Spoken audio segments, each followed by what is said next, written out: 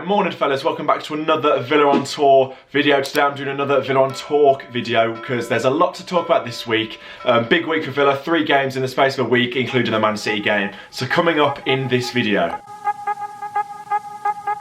I'll be reviewing the Manchester City game, the VAR issues in that game, as there always is, the positives we can take from that game, looking ahead to the Wolves game on Wednesday in the Carabao Cup, team news from that game and how important actually is the Cup, and of course looking ahead to the Liverpool game at Villa Park on Saturday in the Premier League. So if you haven't already watched the Manchester City away video, link up there, go and check that one out after this one. You can probably tell we weren't expecting much going into the game. I predicted a 4-1 loss, Owen thought we'd lose, Jamie thought we'd win, but you know, seriously no one really expected to go there and pick up points. So in the first half, I think the majority of their attacks were coming down the left hand side. I think I was watching Match of the Day and they highlighted it. I think Sterling, David Silva and Mendy linked up so well. And I think the way they pass the ball and move it so fast, at points it just drifted Villa out. It sucked a lot of Villa players in. And then they just bang, bang, bang, moved it and they created space, and like Sterling's in, for example. But we coped in the end. I think Jesus had a chance on the turn that just went past the post. David Silva again had a chance that I thought was in, just going past the same post. But I think we did well. Gilbert, fair play to him. He was always going to have a tough afternoon marking Raheem Sterling, but I think he did well, to be fair to him. So in terms of the chances, I thought we were slightly lucky. I think, obviously, like I said, they could have scored, but we did have our chances as well. On the counter-attack, we did look decent. I think a lot of teams would have gone to Man City and just, you know, sat back and just absorbed the pressure. But fair play to us. Like I thought we'd do with Dean Smith, of course, you're going to go for it on the counter. Trezeguet looked bright, Grealish driving the players at the pitch as usual. And we did actually get a chance. McGinn, I think Stones gave it away. McGinn gathers it, has a shot. Edison, fantastic save, to be fair. McGinn's in. Yeah! Yes!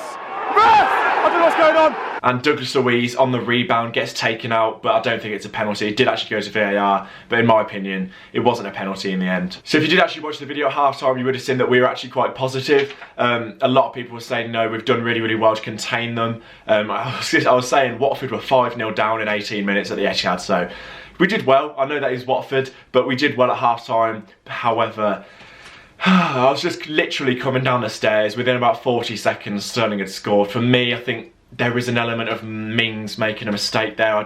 He doesn't quite get off the floor, he doesn't jump for the header, he gets beaten to it by Jesus, who isn't actually that big himself, so it is a little bit disappointing. Sterling races through, slots it underneath Heaton, 1-0 down inside, 46 minutes, which is not ideal. Heaton actually said himself after the game in the interview that it opened the game up a little bit. Dean Smith probably would have said to them, lads, keep it tight 10-15 minutes into the second half, frustrate Man City.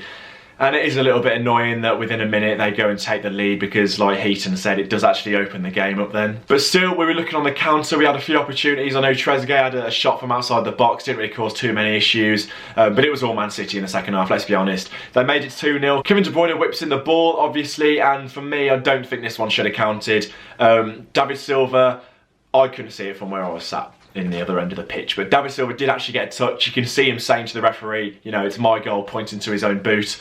And when he did touch the ball, Sterling was in an offside position and he was actually blocking the view of Heaton. Heaton himself said after the game that he couldn't see because Sterling was in the way. So if Silva didn't touch it, then the goal would have been absolutely fine. But he did, and when he did touch it, Sterling was in an offside position and he was having an influence on Heaton because he couldn't see anything.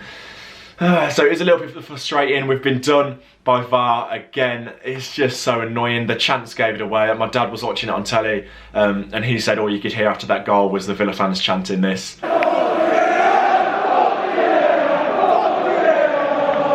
The whole weekend in the Premier League has just been VAR, VAR, VAR. Like, I think there's a few examples. Chambers for Arsenal yesterday, their late winner got disallowed for what just was a ridiculous decision. It just blows my mind. Daniel James got a penalty for Man United against Norwich yesterday where that just wasn't a penalty. I think there's been a lot of abuse for VAR online and the fans aren't happy, and rightly so. So I think the Premier League, I don't think before this weekend, I can't remember a time where the referee had been overruled by VAR, but then this weekend there was like 2 or 3 occasions. So there's been something going on there. But yeah, just please, please, please go and look at the screens. Like for example, the Chambers one for Arsenal against Crystal Palace.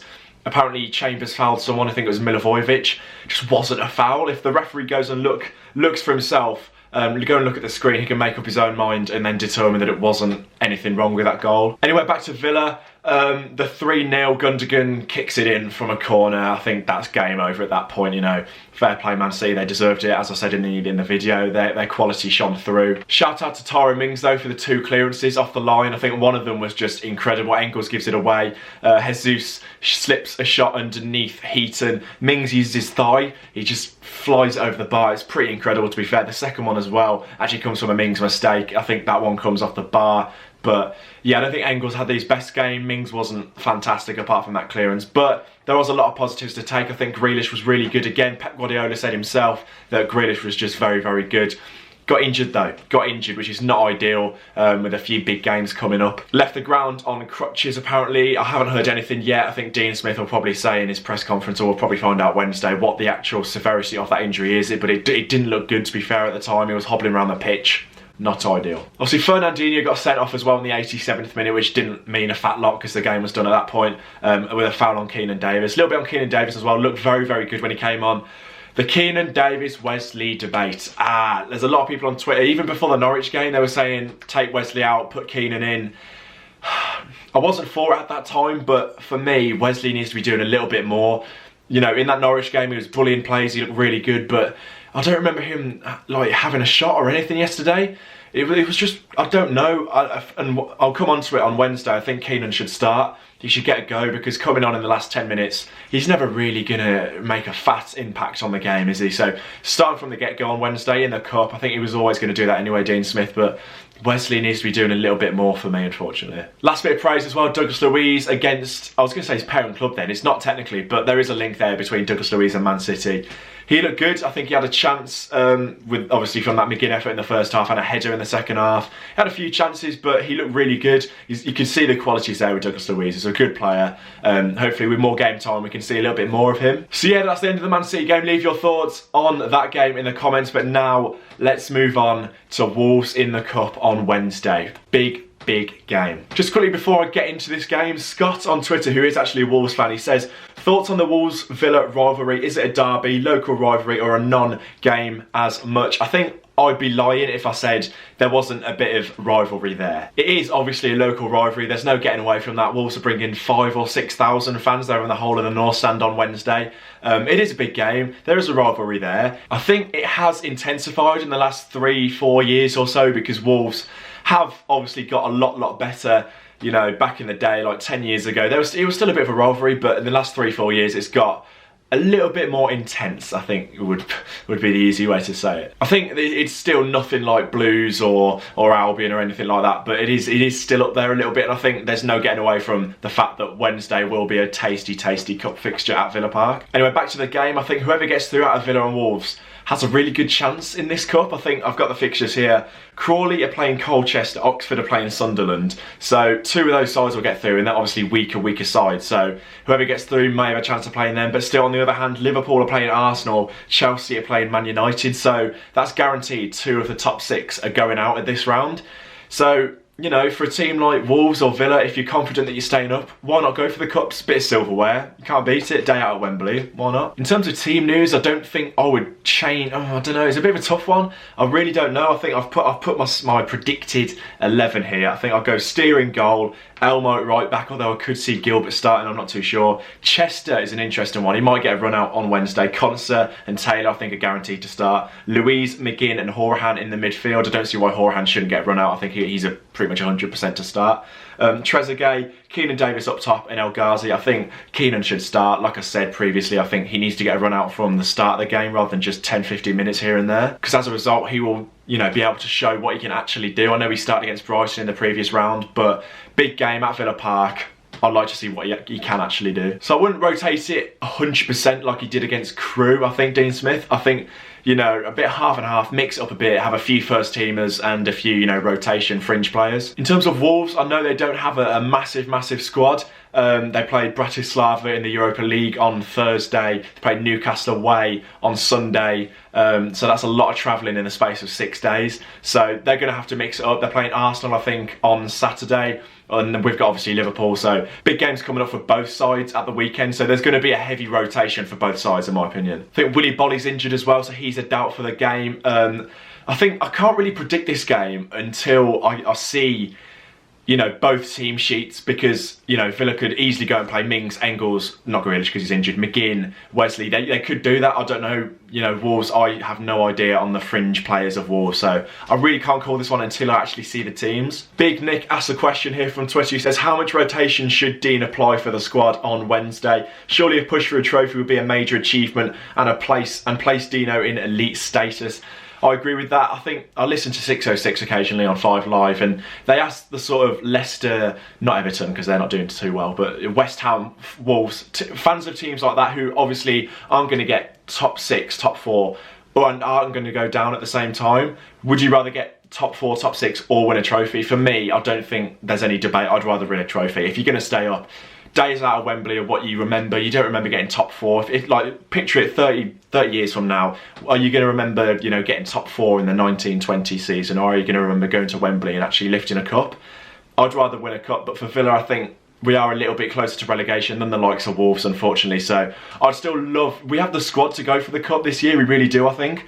So I think, you know, we can mix it up on Wednesday. There'll be a little bit of rotation, like I said, but I fancy us. I think if we can get through this round, have a favourable draw against the likes of Sunderland or Oxford, like I said, why can't we go to Wembley and potentially win? I don't know. It's a long way off, but we'll see. Another question here from Twitter from Boo. He says, does Davis get the nod on Wednesday? He already discussed it a lot. I think, yes, he does. Wesley, a lot of people on Twitter having the Keenan Davis-Wesley debate, like I said. For me, I think there's no doubt about it. Keenan should start on Wednesday. Also, big news going into this cup game. There is no VAR.